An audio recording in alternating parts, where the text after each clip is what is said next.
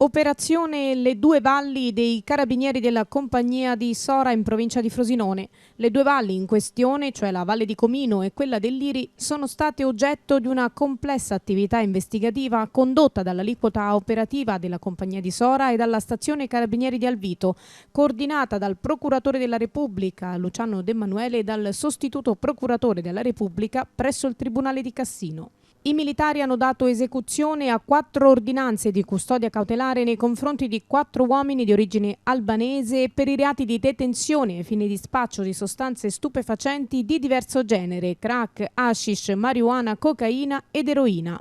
Il gruppo criminale aveva organizzato l'attività suddivisa per settore di stupefacente e per area di vendita al dettaglio nei comuni della Valle di Comino e del Liri. Il sodalizio aveva di fatto monopolizzato il traffico illecito per i prezzi definiti concorrenziali, tanto da diventare un punto di riferimento per gli assuntori nei comuni delle due valli.